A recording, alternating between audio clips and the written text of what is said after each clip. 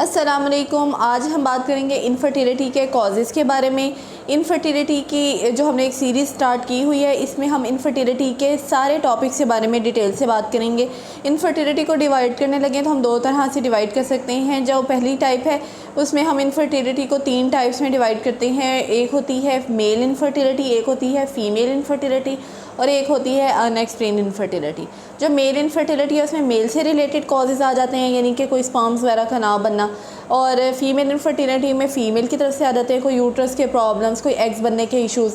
और जो अनएक्सप्लेन्ड होती है वो ऐसी होती है कि उसमें मेल भी फिट होता है, फ़ीमेल भी फिट होती है, लेकिन फिर भी प्रेगनेंसी नहीं होती। यानी कि दोनों की जो हम रिपोर्ट्स करवाते हैं तो रिपोर्ट्स बिल्कुल नॉर्मल आती हैं, लेकिन प्रेगनेंसी की वजह समझ नहीं आती। ऐसा भी बहुत ज़्यादा कॉमन देखने में आता है, तो इसको हम अनएक्सप्लेन्ड इनफर्टिलिटी बोलते हैं। यानी कि मेडिकल साइंसेस में अभी उनकी कोई रीज़न प्रूव नहीं कर सकते, बस अल्लाह ताला के हम ये कह सकते हैं कि अल्लाह ताला की तरफ से ही उनकी जो है वो प्रेगनेंसी नहीं हो रही। अब इनफर्टिलिटी को या बांझपन को हम एक और तरह से भी डिवाइड कर सकते हैं, वो है primary infertility and secondary infertility. जो प्राइमरी इनफर्टिलिटी है वो ऐसा बेऔलादी ऐसा बांझपन है जिसमें पेशेंट को, फ़ीमेल को एक बार भी प्रेगनेंसी नहीं हुई होती, यानी कि वो कभी भी उसने कंसीव नहीं किया होता। और जो सेकेंडरी इनफर्टिलिटी है उसको हम इसलिए कहते हैं सेकेंडरी इनफर्टिलिटी कि उनको एक बार तो प्रेगनेंसी, कम से कम एक बार प्रेगनेंसी हुई होती है। बेशक वो प्रेगनेंसी मिसकैरेज पे ही क्यों ना एंड अप हुई हो, लेकिन एक बार प्रेगनेंसी ज़रूर हुई होती है। तो दोनों के अपने अपने कॉजेज़ हैं। जैसे प्राइमरी इनफर्टिलिटी का अगर हम देखें तो ये बहुत कॉमन प्रैक्टिस है कि एक पेशेंट ऐसे आते हैं हमारे पास कि शादी को 2 साल हो गए हैं, 3 साल हो गए हैं, लेकिन एक बार भी अभी तक प्रेगनेंसी नहीं हुई। अब पेशेंट की बहुत ज़्यादा रिपोर्टें हुई होती हैं। पेशेंट जिस भी फिजिशियन के पास जाती है, जिस भी गायनाकोलॉजिस्ट के पास जाती है, रिपोर्ट्स हुई होती हैं, लेकिन बाज़ औक़ात मेल मिस हो जाता है। तो जो मेल की रिपोर्ट्स हैं वो करवानी बहुत ज़रूरी है ऐसे केस में, क्योंकि जो प्राइमरी इनफर्टिलिटी का कॉज़ है ना, वो सबसे ज़्यादा जो है वो मेल की तरफ से इश्यूज़ आते हैं। उसके बाद फिर फ़ीमेल के मुख्तलिफ़ कॉजेज़ आते हैं, और फिर अनएक्सप्लेन्ड भी होती है ऐसी कि शादी के बाद एक बार भी कंसीव नहीं किया होता, और दोनों मियाँ बीवी के टेस्ट भी नॉर्मल आते हैं। अब जो सेकेंडरी इनफर्टिलिटी है इसमें मेल के कॉजेज़ कम हैं, क्योंकि एक बार उनको प्रेगनेंसी हो चुकी है। बहुत ज़्यादा हद तक उम्मीद है कि हस्बैंड जो है वो अब ठीक ही होगा। उसमें मेजर जो कॉज़ आता है ना इनफर्टिलिटी का, वो आता है ट्यूब्स की ब्लॉकेज।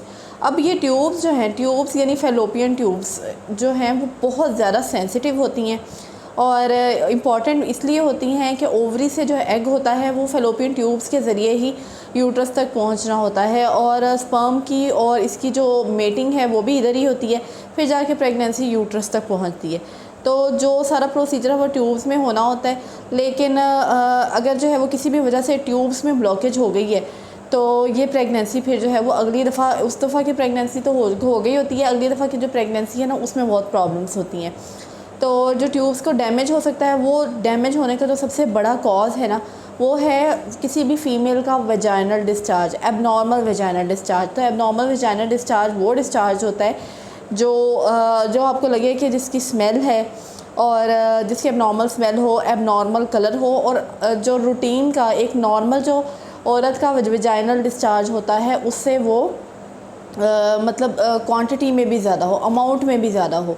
तो उस एबनॉर्मल वेजाइनल डिस्चार्ज को जो है वो हमें पहचानने की ज़रूरत है। और जब भी आपको ऐसे लगे कि आपको ऐसा डिस्चार्ज आ रहा है तो आपने डॉक्टर के पास जाना है, पीआईडी को रूल आउट करवाना है। पीआईडी एक ऐसी बीमारी होती है जिसमें यूट्रस की और जो पेल्विक एरिया है उसकी सोजिश हो जाती है इसी डिस्चार्ज की वजह से, क्योंकि ये डिस्चार्ज किसी ना किसी बैक्टीरिया की वजह से ही होता है। तो इसको इवेलुएट कराने की ज़रूरत है। ये बार बार भी होता रहता है अगर ट्रीट ना करवाया जाए, और हर दफ़ा जब औरत को डिस्चार्ज होता है ना तो उसकी जो ट्यूब्स हैं ना वो मुतासर होती हैं।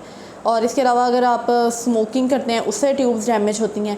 और अगर आप का ट्यूब्स का कोई ऑपरेशन हुआ है, यानी कि पहले अगर आपने ट्यूब्स की ब्लॉकेज की कोई ऑपरेशन करवाया ब्लॉकेज को खोलने के लिए, तो उससे भी जो है वो ट्यूब्स की हर दफ़ा जो है ना वो ऑपरेशन के बाद भी ट्यूब्स पे असर पड़ता है। कोई एक्टोपिक प्रेगनेंसी हुई हो, आपने ट्यूब्स का ऑपरेशन करवाया हो एक्टोपिक प्रेगनेंसी के लिए, तो उसमें भी जो है वो ट्यूब्स डैमेज होती हैं।